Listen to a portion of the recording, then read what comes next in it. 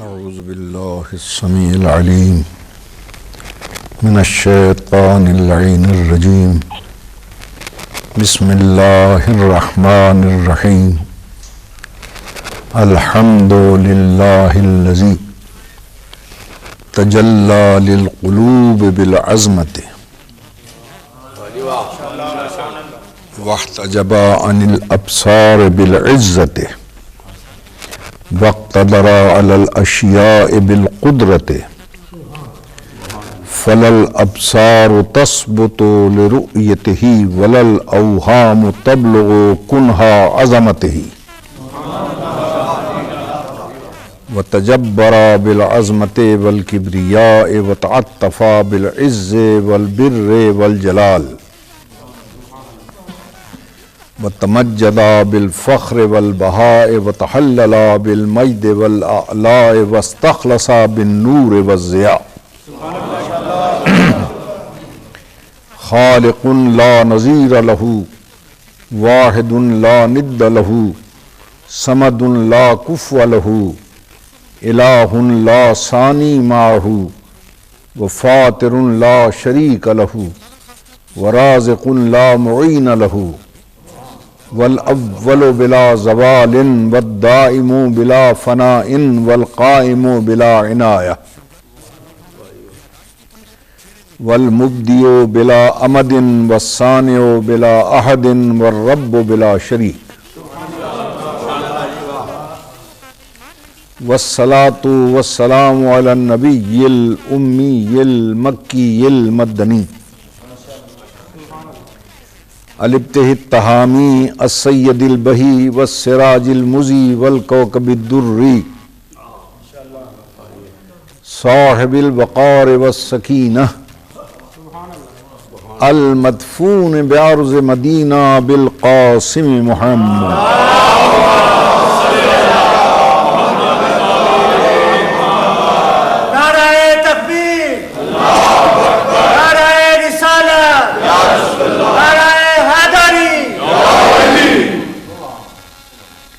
وعلى عطرته الطيبين الطاهرين المعصومين وعلى أصحابه الذين شادوا الدين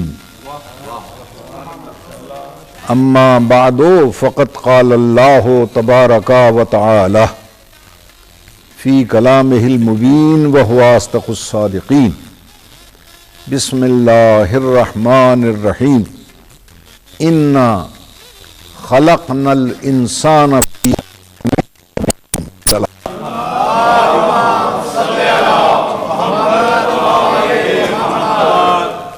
حضرات محترم، عنوان مجلس کی مناسبت سے میں نے جس آیہ مبارکہ کا انتخاب کیا ہے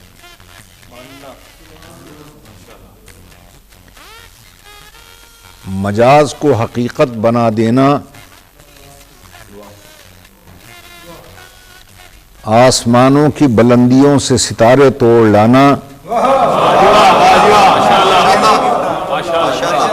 سمندر کی وسعتوں کو کوزے میں بند کر دینا میرے لیے آسان ہے، مگر کلام الہی کی تفسیر بہت مشکل ہے۔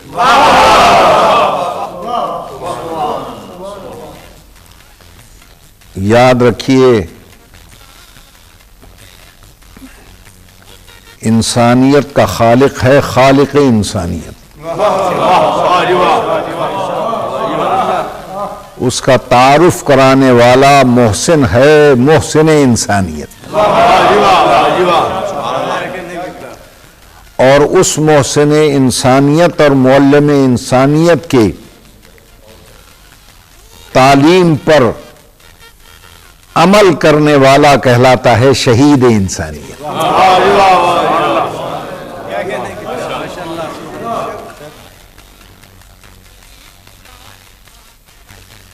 اللہ بڑے فخر سے انسان کو خلق فرما کر ارشاد فرماتا ہے، اِنَّا خَلَقْنَا الْإِنسَانَ،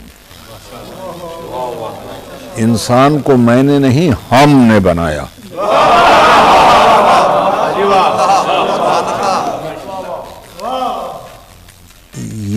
ہم سے مراد بہت سے افراد نہیں ہیں، بلکہ یہ اس کا شاہی ہم ہمہ ہے۔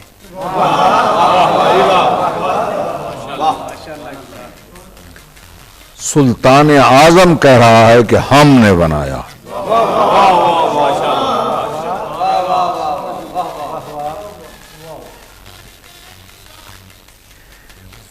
اسے مسجود ملائکہ بنا کر جنت کی سیر کرا کے اس دنیا میں بھیجا۔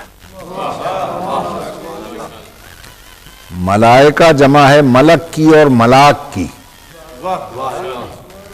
جس کے معنی ہوتے ہیں قوت و طاقت، یعنی ساری طاقتوں کو انسان کے سامنے جھکا کر ان کو انسان کا تابع فرمان بنا دیا۔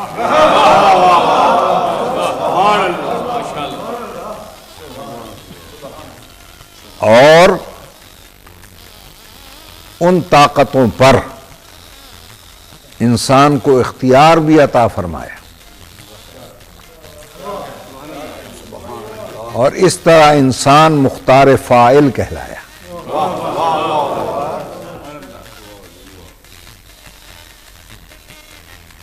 وہ ذرا سے اختیارات کی طاقت لے کر یہ انسان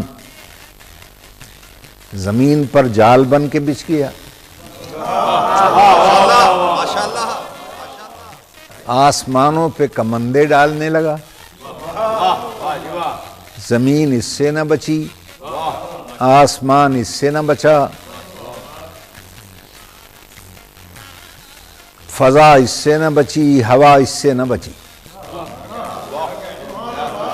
اس نے سمندر کی ہیبت ناکی کو چیلنج کر کے اس کی موج سے موج ٹکرا دی۔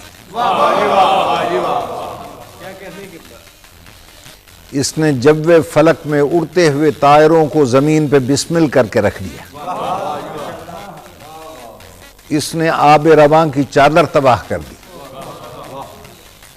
اس نے قعر دریا میں چھپے ہوئے صدف کو اور صدف سے موتی کو نکال کر بے آبرو کر دیا۔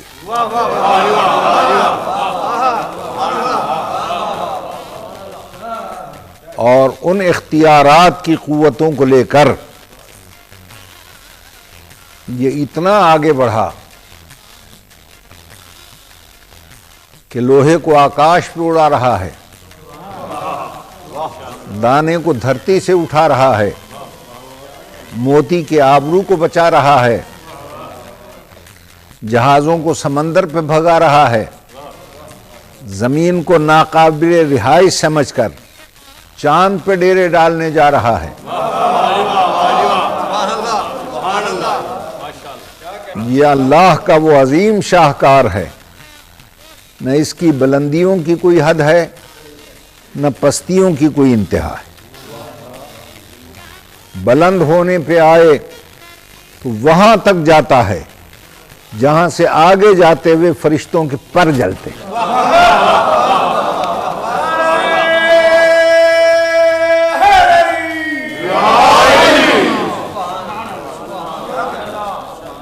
بلند ہو جائے تو رفعت مآب بنتا ہے، خدائی پیغام سنائے تو رسالت مآب بنتا ہے، زمین کو قابو کر لے تو ابو تراب بنتا ہے، خدائی نظام ہاتھ میں لے لے تو ولایت مآب بنتا ہے۔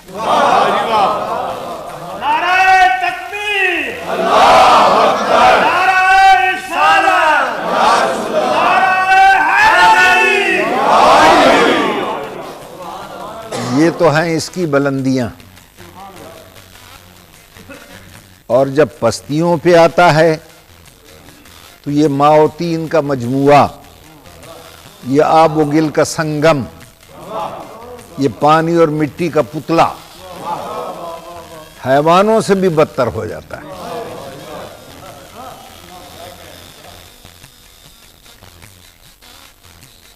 شیر درندہ ہے مگر شیروں کے لیے نہیں۔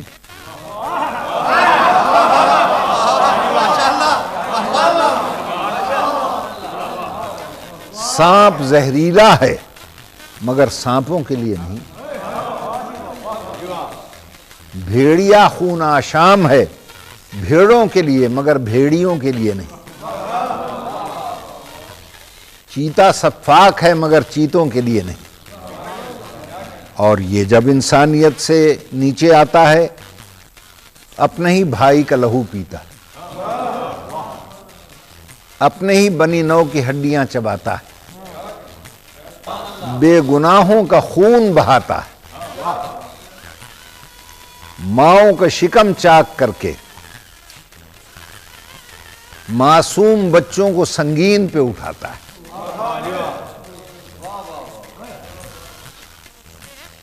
جی ہاں، اس کی پستی کی بھی کوئی انتہا ہے؟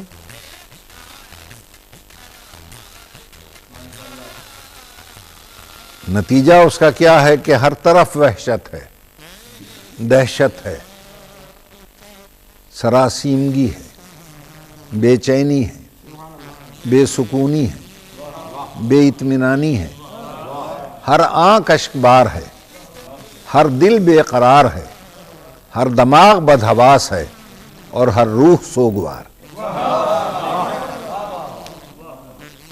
حیات اور اس کی برنائیاں، جوانی اور اس کی انگڑائیاں، حسن اور اس کی حشر زائیاں، سب ایک گم شدہ جنت، عمر رفتہ، ساز شکستہ، سب ایک بھٹکا ہوا قدم بنتی چلی جا رہی۔ انسانیت شہروں سے نکل کر غاروں میں اور درندگی بھٹوں سے نکل کر شہروں میں آن بسی ہے۔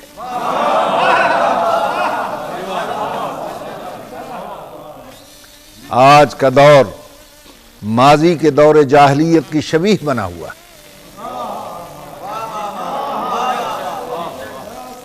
پہلے نادانی اور جہالت کے ہاتھوں انسانیت کو تباہ کیا جاتا تھا، آج علم و تمدن کے ہتھیاروں سے اسے فنا کرنے کی کوششیں جاری ہیں۔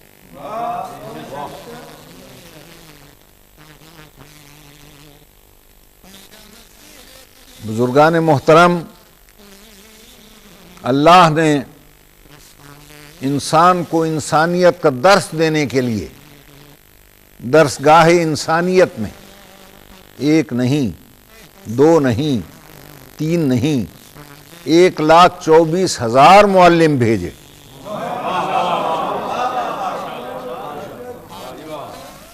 انہوں نے انسانیت کو صراط مستقیم پر رواں دواں رکھنے کے لیے اتنے آئین پیش کیے کہ انسانیت قیامت تک ان آئینوں میں اپنا چہرہ دیکھتی رہی۔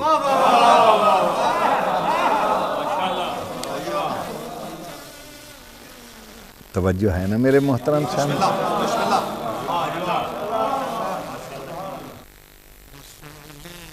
العقل آلۃ اعطیت لإقامت العبودیہ لا لإدراک الربوبیہ۔ عقل ایک ایسا ذریعہ ہے جس سے انسان اپنے معبود کی بندگی کا حق ادا کر سکے۔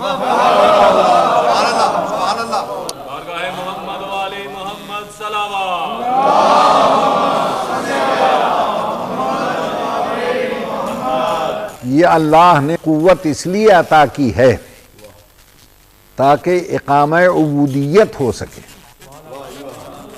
لا لإدراک الربوبیہ۔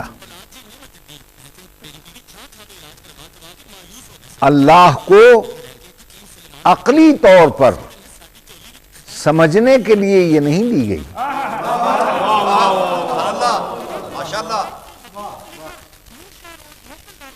اس لیے کہ عقل محدود ہے اور وہ لامحدود ہے۔ لامحدود محدود عقل میں نہیں آ سکتا، الفاظ وہاں تک پہنچ نہیں سکتے، طائر تخیل پرواز کر نہیں سکتا، زمانی وہ نہیں ہے، مکانی وہ نہیں ہے، قابل تحلیل وہ نہیں ہے، لائق اشارہ وہ نہیں ہے۔ نعرہ تکبیر! قابل تجزیہ وہ نہیں ہے، حلول اس کا ممکن نہیں ہے، جہت میں گھرا ہوا وہ نہیں ہے، مکان میں سمایا ہوا وہ نہیں ہے، پھر انسان کیسے سمجھے کہ وہ کون ہے، وہ کیا ہے؟ تو اس کی معرفت کرانے کے لیے اس خالق انسانیت نے محسن انسانیت کو بھیجا کہ میں تو سمجھ میں آؤں گا نہیں کسی کی، تم جا کر میرا تعارف کروا دو۔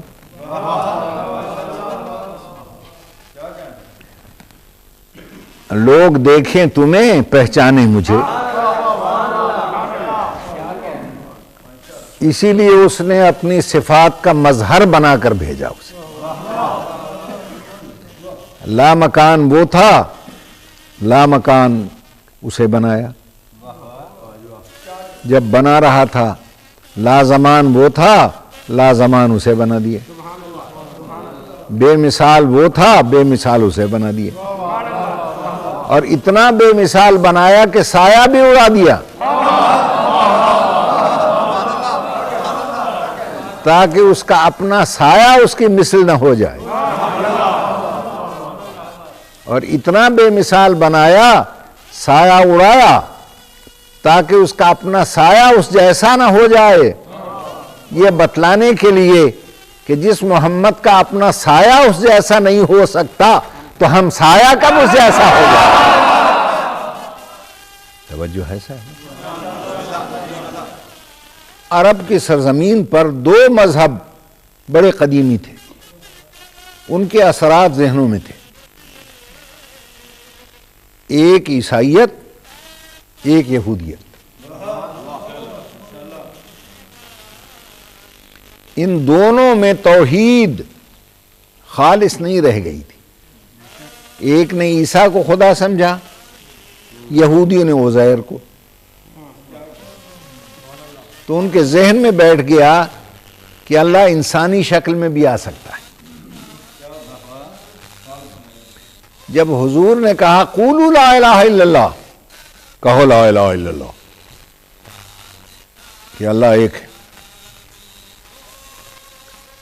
تو ان سرکشوں نے کہا اللہ کو تو مانتے ہیں مگر ایک نہیں مانیں۔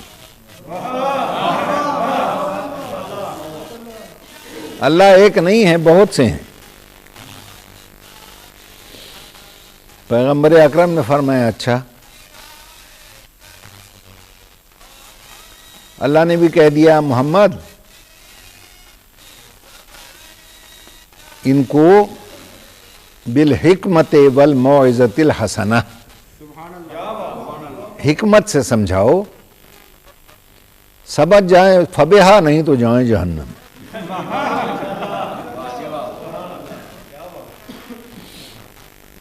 تو پیغمبر اکرم نے فرمایا اچھا جو بھی اللہ ہیں، انہوں نے کہا ہے نہیں ہیں، عزت والے ہیں یا ذلت والے ہیں؟ سب نے کہا ابو جہل سمیت، ابو لہب سمیت، جی بڑی عزت والے ہیں جی۔ کہا ان کی عزت کیسی ہے؟ بھائی جیسی ہے، ماں جیسی ہے، باپ جیسی ہے، دادا جیسی ہے؟ تو سب نے کہا باپ جیسی ہے۔ جب ان سے باپ منوا لیا پھر پوچھا کتنے ہیں؟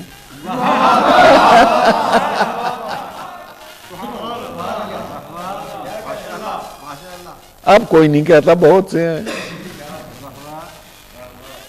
ان کا اچھا پھر اس طرح کرو، یہ کنکر جو ہیں، کنکریاں، یہ تیرے ہاتھ پہ گواہی دیں، تو مان لیں گے۔ حضور نے کنکریاں ہاتھ پہ اٹھائیں اور دیکھ کر فرمایا ایھا الحجر ان کنت تؤمن باللہ وتؤمن بانی رسول اللہ، اے کنکریو اگر تم اللہ پہ ایمان رکھتی ہو اور میری رسالت پر بھی ایمان رکھتی ہو تو گواہی دو۔ اجزائے ترابیہ میں حرکت پیدا ہوئی اور کنکروں سے آواز آئی اشہد ان لا الہ الا اللہ۔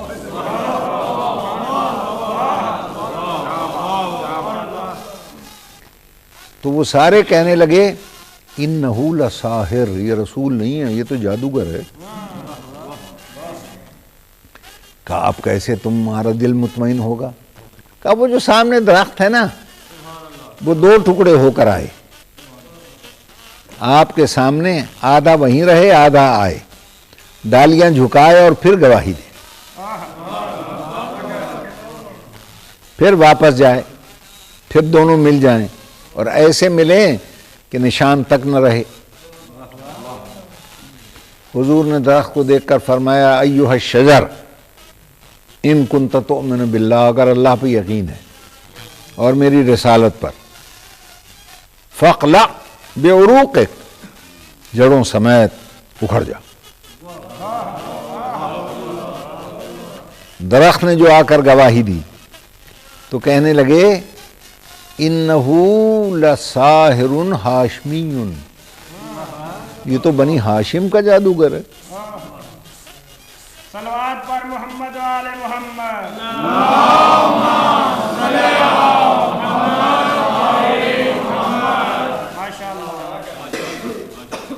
کہا اب کیسے تسلی ہوگی؟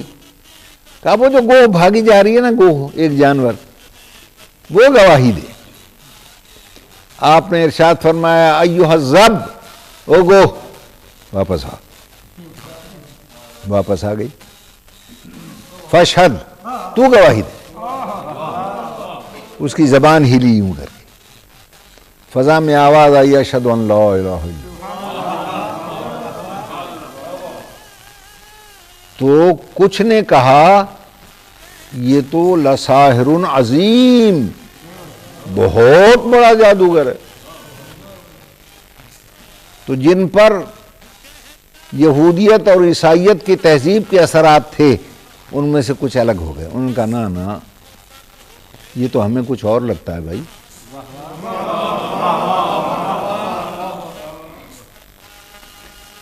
کہا اب، کہا جادو کا اثر زمین پہ ہوتا ہے، آسمان پہ تو ہوتا نہیں۔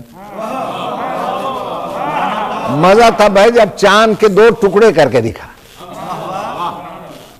فرمایا ایھا القمر ان کنت تؤمن باللہ وتؤمن بانی رسول اللہ بنا فانشق، 2 ٹکڑے ہو کر گواہی دے اگر اللہ پہ ایمان ہے۔ چاند 2 ٹکڑے ہو گئے۔ چونکہ سارا نظام کائنات تو کشش ثقل پہ ہے، جب وہ 2 ٹکڑے ہوئے کشش ثقل کے نظام میں فرق آنے لگا، زمین ہلنے لگی، پہاڑ سرکنے لگے۔ جب انہوں نے دیکھا کہ زمین بھی سرک رہی ہے، پہاڑ بھی ہل رہے ہیں، تو بے ساختہ سب چیخ پڑے یہ جادوگر نہیں ہے، ہم گواہی دیتے ہیں انکا بانک انت اللہ، تو ہی اللہ ہے، تو ہی اللہ ہے، تو ہی اللہ ہے۔ فوراً جبریل نے آ کر کہا قل قل انما انا بشر مثلکم، جلدی سے کہہ دو میں بشر ہوں تم جیسا، یوحا الیہ، مجھ پر صرف وحی آتی ہے۔ محمد علی محمد صلوات۔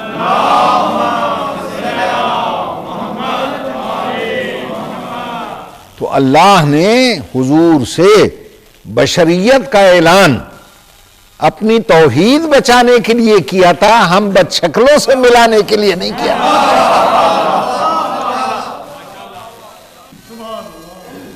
توجہ ہے نا صاحب؟ اور چونکہ حضور کو شفیع روز محشر قرار دیا تو جتنی حکمت تھی وہ حضور کے قبضہ قدرت میں دے دی، اور کائنات میں اللہ کے بعد رسول اکرم سے بڑا حقیقتوں کا شناسہ کوئی ہوا ہے ہی نہیں۔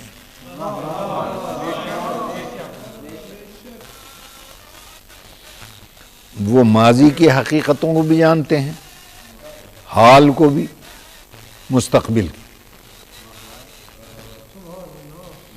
اب کسی کو اگر یہ شبہ ہو کہ جی مستقبل کا حال تو غیب ہے، تو غیب کا علم انہیں کیسے؟ تو پڑھو آیت الکرسی، من ذا الذی یشفع عندہ، کون ہے جو اس کے سامنے شفاعت کے لیے لب ہلائے، الا باذنہ، مگر جسے اللہ کا اذن ملے،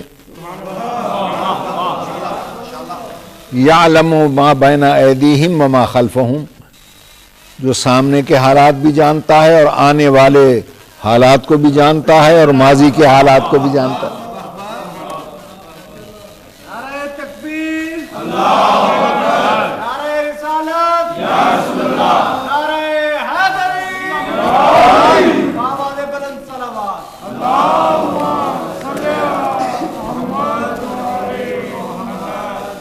چنانچہ اگر حضور کو علم غیب نہیں ہے تو قیامت کے دن ہو سکتا ہے حالات کو تو جانتے نہیں، کسی ایسے کی شفاعت کر دیں جو شفاعت کے قابل ہی نہ ہو۔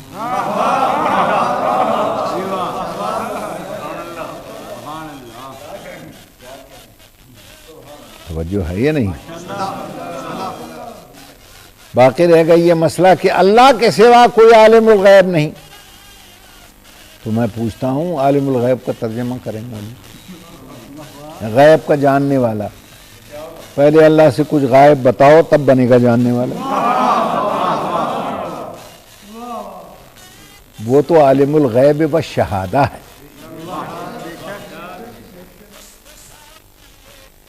یعنی موجودہ چیزیں بھی جانتا ہے، غیب کی چیزیں بھی جانتا ہے۔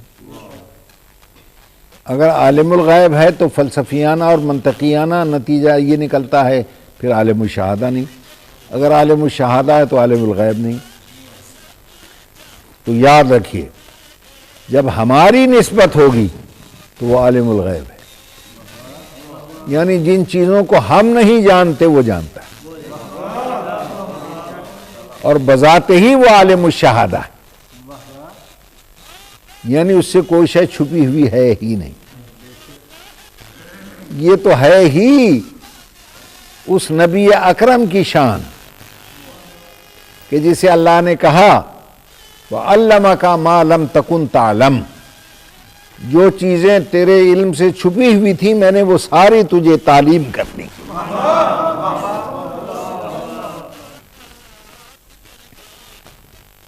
جتنی بھی قوتیں ہیں ان کے اعتدال کا نام ہے انسانیت، اور اس اعتدال کو برقرار رکھنے والا کہلایا شہید انسانیت۔ اور جنہوں نے انسانیت کی حفاظت میں اپنے بچے قربان کر دیے وہ مائیں کہلائیں ناموس انسانیت، اور ناموس انسانیت دنیا میں اگر دیکھنا چاہو تو اس رات کو دیکھو جسے شب عاشور کہتے ہیں۔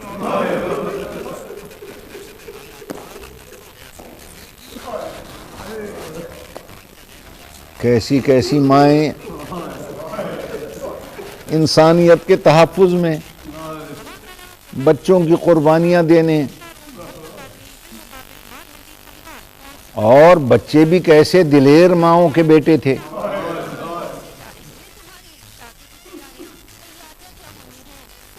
حضرت نسیم امروہوی صاحب نے کہا کہ کمسن بچے کیوں شیر تھے؟ یہ شیر کا اثر تھا کہ بچے بھی شیر تھے۔ اور کیسے کیسے بچے تھے کربلا میں جو انہوں نے پیش کیے،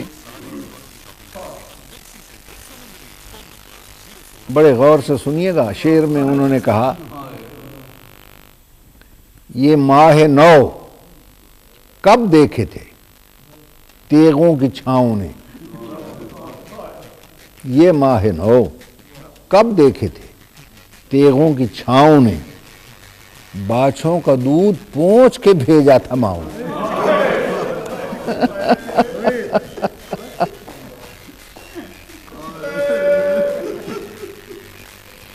اب یہ الگ بات ہے، کربلا کی ماؤں میں ہر ماں کا اپنا اپنا انداز تھا، وہب کی ماں کا اپنا انداز تھا، قاسم کی بیوہ ماں کا اپنا انداز تھا، علی اکبر کی ماں کا اپنا انداز تھا، شہزادہ علی اصغر کی ماں کا اپنا انداز تھا۔ اور کیسی ماں تھی جو 6 مہینے کے لال کا پاؤں پکڑ کر کہہ رہی تھی، اصغر مجھے پتا ہے امام نے فرمایا تجھے تیر لگے گا،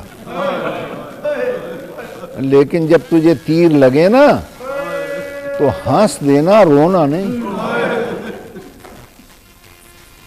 اگر تو رو پڑا نا تو دنیا کہے گی حسین کا بیٹا تو نہ روتا، یہ ماں کے دودھ میں خرابی۔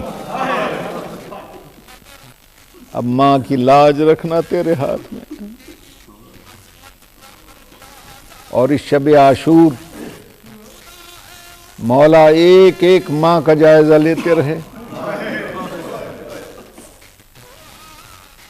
ایک ماں شہزادہ علی اکبر کے سر کو گود میں رکھے ہوئے شمع جلا رکھی،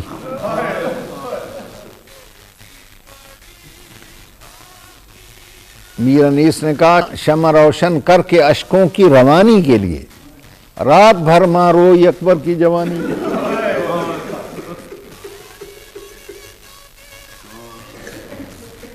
اور ایک ماں اور بھی تھی جو اپنے 2 لال ساتھ لیے ہوئے ان سے کہہ رہی تھی کہ بیٹا دین انسانیت کے تحفظ کے لیے کل تم نے قربانی دینی ہے، اور اس طرح میدان میں جانا کہ تم اپنا تعارف نہ کروانا، اس ادا سے جانا کہ دشمن چیخ پڑے کس کے بیٹے آ گئے۔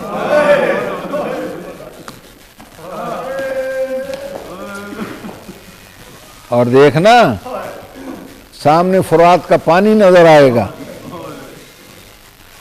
آنکھ اٹھا کر بھی پانی کو نہیں دیکھنا۔ اس لیے کہ انسانیت کے لیے اللہ نے دونوں صنفوں سے کام لیا ہے، خواتین سے بھی مردوں سے بھی۔ مردوں کی نمائندگی تمہارا ماموں کر رہا ہے، خواتین کی نمائندگی میں کر رہی ہوں۔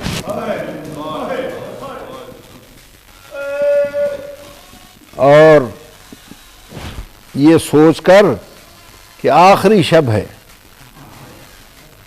اللہ کی دل بھر کے عبادت کر لیں، تو اصحاب نے کہا کہ پھر اپنے خیموں کو ان کے خیموں سے قریب نہ کر دیں تاکہ کوئی دشمن چھپ کے حملہ نہ کرے۔ اور اس شب کو عبادت کی آواز صحرائے کربلا میں یوں گونج رہی تھی کہ تاریخ نے لکھا کدوی النحل، جس طرح شہد کا بڑا چھتا ٹوٹ جائے تو بھن بھناہٹ کی آواز آتی۔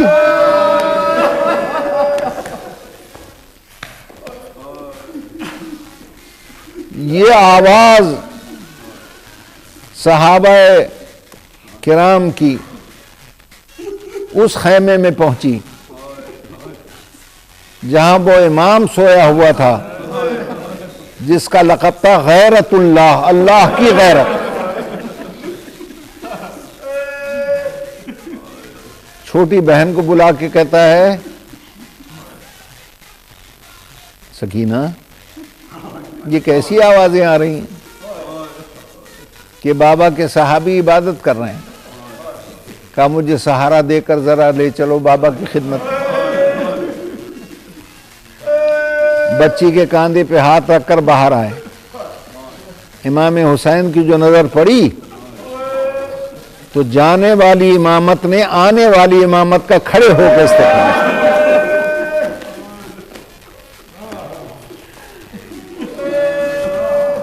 کہا بیٹا تم نے کیوں تکلیف کی, مجھے بلا لیتے. پورا بدن کانپ رہا تھا. شاہی غیرت کا مالک سید الساجدین فرمانے لگا بابا یہ شب عاشور ہے,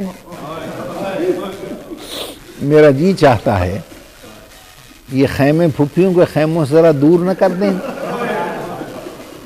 کیوں بیٹا؟ ان کی آواز پھپھیوں کے خیموں میں آ رہی,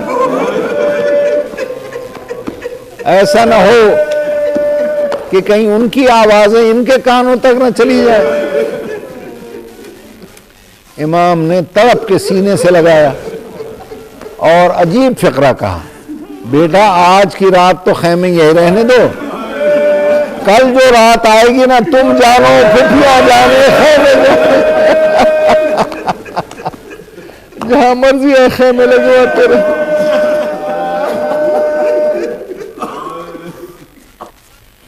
عزیزان محترم, اس کے بعد کربلا کے چٹیل میدان میں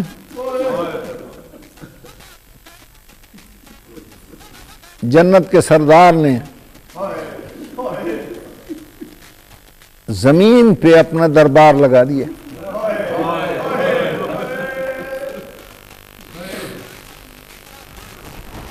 اور ارشاد فرمایا وہ انسانیت کے محافظ ہو,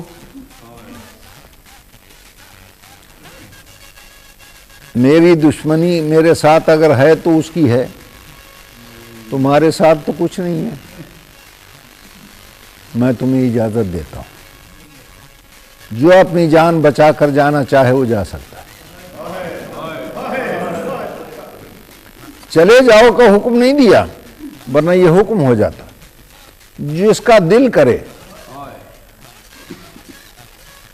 کہا اچھا تمہیں شاید یہ خیال ہے کہ اگر جائیں گے تو دنیا تانے دے گی کہ کیوں وہاں صحرا میں چھوڑ کے آ گئے.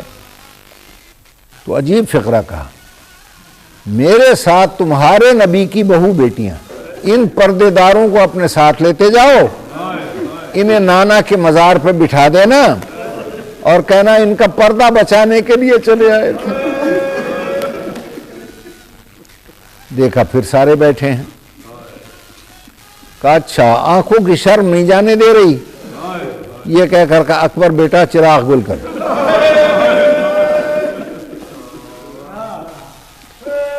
10-15 منٹ گزر گئے, چراغ گل ہو گیا. اندھیرے میں نظر تو آتا کچھ نہیں تھا, کھٹ پٹ کی آوازیں آ رہی تھیں. اب جو چراغ جلا تو کیا دیکھا, سب اسی طرح جمے بیٹھے. فرق اتنا پڑا کہ بچے ایڑیاں اٹھا کے کھڑے ہو گئے تاکہ مولا کو ہم بچے نہ معلوم ہوں. بوڑھوں نے پگڑیاں کمر سے کس کے جھکی ہوئی کمر کو سیدھا کر لیا تاکہ ہم جوان معلوم ہوں. پھر سب سے پہلے مسلم ابن اوسجہ اٹھے, بوڑھے آدمی تھے, تھر تھر کانپنے لگے. کہنے لگے حسین تم ہمیں جانے کو کہتے ہو, تم اس لیے کہتے ہو کہ تمہیں ہماری ضرورت نہیں ہے, ہم اس لیے نہیں جاتے کہ ہمیں تیری ضرورت ہے. پھر بچپن کا دوست کھڑا ہو گیا حبیب ابن مظاہر, اکٹھے کھیلے, اکٹھے کودے, اکٹھے پروان چڑھے. وہ بھی کہنے لگا فرزند رسول ہمیں جانے کو کہتے ہو, میں تیرا بچپن کا دوست ہوں, یہ بتا اگر میں چلا گیا اور تیری ماں نے پوچھ لیا کہ بچپن کا دوست ہو کر کہاں چھوڑ آیا تھا. سب سے آخر میں قمر بنی ہاشم کی باری آئی. وہ زیادہ بولتے نہیں تھے حضور کے سامنے, مگر کانپتے ہوئے کھڑے ہوئے، تقریر نہیں کی، نجف کی طرف منہ کر کے کہا بابا علی یہ مجھے جانے کو کہہ رہا ہے۔ دربار برخاست ہو گیا تو مولا کی زبان مبارک سے نکلا السلام علیکم یا اولیاء اللہ، اے اللہ کے ولیو میں تمہیں سلام کرتا ہوں۔ عزیزو، خدا بند عالم ان ہستیوں کے صدقے میں ماؤں کو یہی عزم و ہمت عطا کرے اور ماؤں کے بیٹوں کو خدمت کی توفیق عطا فرمائے۔ وَسَيَعْلَمُ الَّذِينَ ظَلَمُوا أَيَّ مُنْقَلِبٍ